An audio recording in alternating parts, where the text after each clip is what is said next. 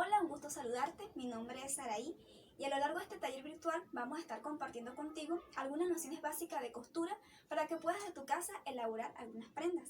Así que sin más, comencemos.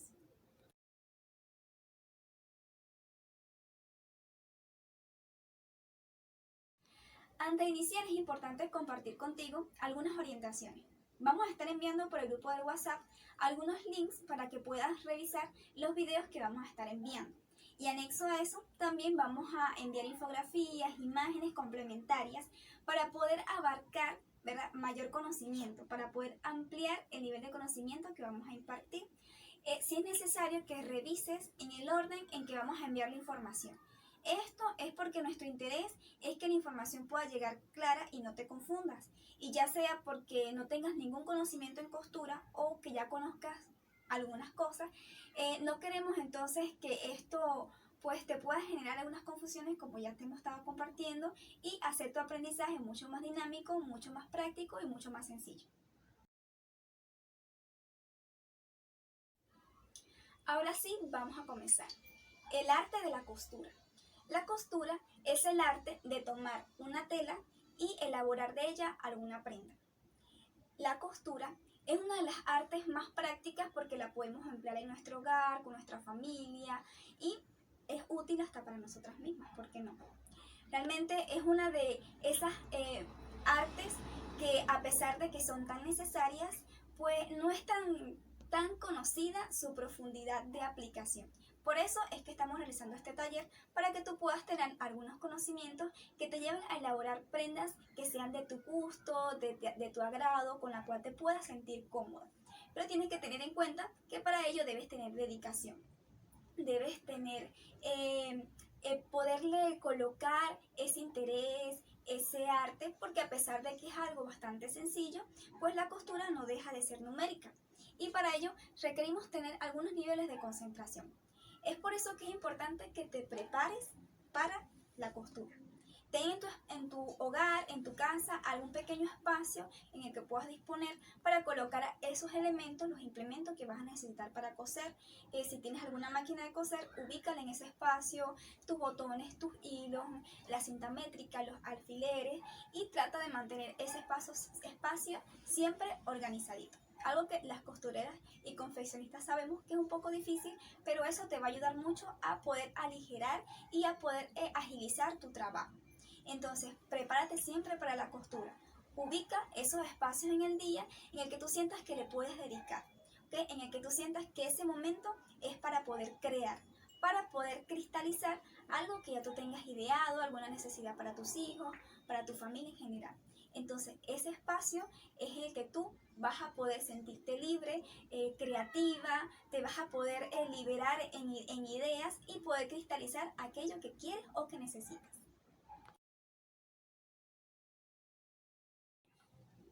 Bien, si dispones en casa de alguna máquina de coser, es importante que te integres con tu máquina, que la conozcas, que te involucras con ella y conozcas todo su funcionalismo. Bien, la máquina tiene distintas puntadas. Principalmente trabajamos con las líneas rectas y con el zigzag. Las líneas rectas, si nos acercamos acá un momento, vamos a poder observar, por lo menos en esta máquina, que es una máquina Singer, ¿verdad? Las puntadas rectas son aquellas que nos van a permitir hacer costuras, los costados, pues sobre cualquier tipo de tela, trabajamos con costuras rectas. Y los zigzag es una puntada que nos permite dar los acabados internos a nuestras telas para que éstas con el lavado no se deshilachen. ¿Ven? Lo mismo si observamos en esta máquina también nos podemos dar cuenta que tienen estas costuras. Acá podemos ver que existen puntadas en rectas un poco más continuas y pequeñas y así como tiene algunas de pronto un poco más distantes y más largas. Esto depende del tipo de costura que vayamos a hacer. Y tenemos de este lado, también podemos apreciar que tiene zigzag, zigzag más abiertos, zigzag más cerrados. Eso también depende del tipo de tela y qué tanto se deshilache. Si es una tela que se deshilacha con mucha facilidad, como el chifón, entonces requerimos de un zigzag mucho más cerrado. Si por el contrario es un tipo de tela como por ejemplo el jean o el drill que no se deshilacha tan fácilmente, entonces con un zigzag abierto podría ser suficiente. También en algunas máquinas podemos darnos cuenta de que tienen algunas puntadas adicionales. En este caso en la Singer lo podemos ver pues con más facilidad, ya que tiene mayor número de puntadas adicionales, y este tipo de puntadas se realizan acabados, y algunas de ellas, sabiéndolas usar, nos pueden servir para poder trabajar telas elásticas, como por ejemplo la licra. Son puntadas que nos pueden ayudar a facilitar la costura. Ya sea que realices costuras a mano o a máquina, es importante que conozcas los tipos de agujas que existen. Acá tenemos una muestra de algunas agujas que podemos encontrar y con las cuales podemos realizar nuestros proyectos. Si realizas costuras a mano, por lo menos acá, estas solamente podemos ver 3, pero existen muchos tipos de agujas y cada una de ellas se adaptan a los tipos de tela. Si trabajas a mano, es importante que tengas en tu hogar un dedal. Esto nos va a ayudar a poder hacer nuestros proyectos sin lastimarnos. Este dedal se coloca en el dedo y con él podemos empujar la aguja al momento de poder atravesarla en nuestras telas. Asimismo, tenemos las agujas que usamos a máquina. Entre ellas podemos encontrar distintas medidas y cada una de ellas se ajustan a las telas con las cuales podemos trabajar. Estas, entre muchas que existen medidas 9, 11, 14, 16, 18. Mientras el número es más bajo, es para telas mucho más finas. Si vamos a trabajar con chifón, por ejemplo, es importante que trabajemos con agujas números 9, o número 11. Pero si trabajamos con jean o drill, deberemos trabajar con agujas mucho más gruesas como la 18 o la 16. Entonces es importante saber qué tipo de agujas trabajan nuestras máquinas, que estamos mostrando estas porque generalmente estas son el tipo de máquinas que tenemos en casa y son las que se usan. Pero si tenemos máquinas un poco más avanzadas, pues ir conociendo el tipo de agujas que ellas utilizan, y tener presente que mientras más alto es el número, para telas más gruesas, mientras más bajo el número, es para telas más finas.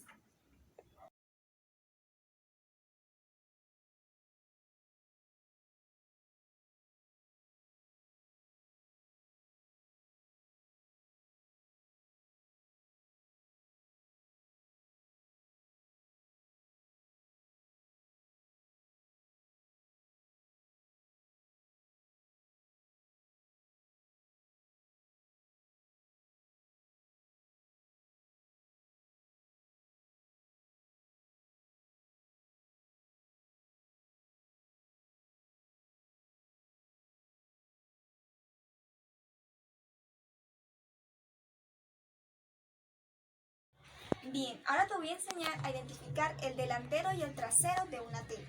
Aquí tenemos varios ejemplos de los tipos de estampados que podemos encontrar en una tela. En este caso, que vemos que está estampado a color, nos podemos dar cuenta que donde tiene la mayor intensidad de color vendría siendo el delantero de nuestra tela, mientras que donde casi está un poco más opaca el color, vendría siendo el trasero. En este tipo de telas es mucho más fácil de identificar. En el caso de este tipo de telas que posee brillantes, en la parte que brilla con mayor intensidad viene siendo el delantero, mientras que donde se encuentra más opaca vendría siendo el trasero. Existe este tipo de telas que es un poco más difícil de identificar, ya que casi posee la misma intensidad de color por ambos lados. Entonces, una forma de identificar el trasero del delantero es observando cómo se comportan los hilos en los bordes. En la parte delantera, los hilos que sobresalen tienden a ir hacia arriba, mientras que la parte trasera, los hilos vemos que se comportan inclinándose hacia abajo. Eso quiere decir que esta es la parte trasera. Otra forma de identificarlo es que ellas traen de fábrica una línea precisamente para ayudarnos a identificar el trasero. En esta línea existen unas perforaciones que nos ayudan a identificar de qué manera. Donde sobresale la perforación es la parte trasera, ¿ok? Si nos podemos acercar un poco más para que se pueda ver la perforación que se proyecta hacia arriba, hacia afuera, vendría siendo el trasero. Mientras que en el delantero, ¿ok?, es de donde parece haber sido pulsado. Entonces, de esta forma podemos identificar fácilmente el delantero y el trasero para este tipo de telas. Bien, ahora te voy a enseñar cómo tomar las medidas. Es importante que la persona para la cual vayas a tomar las medidas esté portando una ropa que se ajuste a su anatomía, es decir, que esté entallada, ¿ok? También es importante que se encuentre usando el brasier adaptado a su medida real de busto. Esto es para que a la hora de patronar y hacer la prenda se ajuste realmente a su medida real. Bien, entonces, sin más, vamos a comenzar. Ancho de espalda. El ancho de espalda se debe tomar desde un extremo del hombro al otro. Si la persona se encuentra portando una prenda que se ajusta, ¿verdad?, a su medida, es mucho más fácil porque nos ubicamos de una costura a la otra. Si por el contrario está usando alguna franelilla o alguna camisa de tiros, entonces nos vamos a guiar por el huesito que se puede ver en el extremo del hombro y justo donde comienza el brazo. ¿Cómo vamos a colocar la cinta? Nos ubicamos en el extremo, como hemos dicho, y pasamos la cinta por encima de la base del cuello hasta llegar al otro extremo del hombro. De esta forma tomamos entonces el ancho de espaldas. Ancho de espaldas. El ancho de espaldas se debe tomar desde un extremo del hombro al otro. Si la persona se encuentra portando una prenda que se ajusta, ¿verdad?, a su medida, es mucho más fácil porque nos ubicamos de una costura a la otra. Si por el contrario está usando alguna franelilla o alguna camisa de tiros, entonces nos vamos a guiar por el huesito que se puede ver en el extremo del hombro y justo donde comienza el brazo. ¿Cómo vamos a colocar la cinta? Nos ubicamos en el extremo, como hemos dicho, y pasamos la cinta por encima de la base del cuello hasta llegar al otro extremo del hombro. De esta forma tomamos entonces el ancho de espaldas. Es importante primero ubicar dónde se encuentra la cintura, ¿verdad?, de la persona. Vamos entonces a observar dónde se encuentra la parte más angosta de su cuerpo. Allí vamos a colocar una cinta. ¿Bien? Ahora, no siempre es visible, eso depende de la anatomía de la persona. Entonces, nos podemos guiar ubicando el ombligo 3 dedos por encima, aproximadamente a esa altura, ubicamos nuestra cinta. Ok, yo escogí una de color morado para que la podamos observar y poder entonces apreciar de qué forma es que la vamos a usar. Talle trasero. El talle trasero lo vamos a medir ubicando nuestra cinta métrica en la base del cuello, en donde está una parte algo prominente, y vamos a extender la cinta hasta donde marcamos la cintura. A este nivel tomamos nuestra medida y este viene siendo el talle trasero. Okay, las medidas que te voy a mencionar a continuación, así como la que ya te acabo de mostrar de ancho de espalda, corresponden para que podamos elaborar con ellas el patrón para elaborar blusas o camisas. ¿Okay? Entonces, siguiendo con estas medidas, vamos a mostrarte cómo tomar el largo de delantero. ¿Okay? Ubicamos la base del cuello, ¿okay?, que es la parte dentro del hombro que se encuentra más arriba, porque hay una caída natural del hombro. Nos ubicamos en la parte más arriba, ¿okay?, que sería la base, y extendemos nuestra cinta por delante del busto, hacia la parte que se proyecta más hacia adelante, y pasamos por debajo hasta llegar a la cinta. ¿Okay? Allí marcamos y esa sería nuestra medida del talle delantero. La altura del busto. La altura del busto es una medida que se asemeja, digamos, para poder tomarla, a la que te acabamos de mencionar. Esta medida nos permite ubicar la altura más o menos a la que pudiese llegar nuestra pinza en dado caso de que la vayamos a utilizar. Ubicamos nuevamente, ¿verdad?, nuestra cinta en la base del cuello y llegamos hasta donde se encuentra aproximadamente el pezón. Hasta allí, esta medida viene siendo la altura del busto. Separación de busto. Es la medida que va de un busto al otro, tomando como referencia donde aproximadamente ubiquemos nosotros el pezón, o los pezones en este caso. Entonces va de este extremo a este, bastante cortito, viene siendo nuestra separación de busto.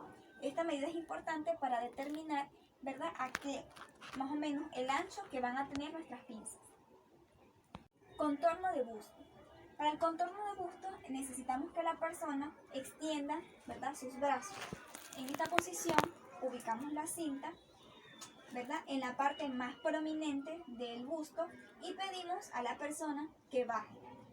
En ese momento nos vamos a dar cuenta de que la cinta nos va a pedir soltar para tomar más centímetros. Eso es porque al momento de bajar los brazos, el pecho se expande y entonces es allí donde vamos a tomar la medida para ajustarnos a la anatomía real de la persona. Entonces, en esta posición, colocando un dedo por dentro, ¿ok?, como un margen de holgura, entonces allí tomamos nuestra medida. Contorno de cintura. El contorno de cintura pues es más fácil para nosotros identificar dónde tomarla porque inicialmente colocamos una cinta. Allí vamos entonces a bordear con la cinta métrica y tomamos la medida. La altura de cadera. La altura de cadera es la que nos va a ayudar a determinar hasta dónde va a llegar nuestra blusa o nuestra camisa. Entonces ubicamos la cintura y desde allí marcamos hasta la parte más prominente, ¿ok?, en la parte baja de la dama. Allí marcamos nuestros centímetros. En este caso nos da 24, este viene siendo la altura de cadera. Donde marcamos la altura de cadera, allí mismo vamos a medir el contorno de cadera. Para eso debemos ubicar la parte pues más prominente, ¿ok?, en la parte baja de la dama, y a ese nivel vamos a colocar la cinta métrica, ¿ok?, bordeándolo de forma que también se adapte hacia la parte más prominente de los glúteos. Entonces allí ubicamos, ¿ok?, pasando entonces por la parte más prominente de la dama, ¿ok?, y allí marcamos el contorno de cadera. Bien, las medidas que acabamos de conocer nos ayudan a patronar básico de blusa o de camisa. Para poder trazar el básico de falda o de pantalón, necesitamos poder tomar las medidas de largo, ¿ok? Para ello, nos vamos a ubicar, en la medida de cintura, ¿ok?, donde está la cintura, y de allí nos vamos a prolongar hasta el largo en que queremos nuestra falda o nuestro pantalón, ¿ok? En el caso del pantalón debemos extender nuestra cinta métrica hasta el tobillo. Esta vendría siendo el largo total de falda o de pantalón. Para la elaboración del pantalón existe una medida que se llama el largo de tiro. El largo de tiro, digamos que es la parte que va de la cintura hasta la entrepierna. Esta medida se debe tomar sentando a la persona y ubicamos la medida de cintura, donde se encuentra el contorno de cintura, hasta la base, ¿ok?, de la silla en la que se encuentra sentada. En este caso nos da 28, 29 aproximadamente, y ese ha de ser la medida de largo de tiro.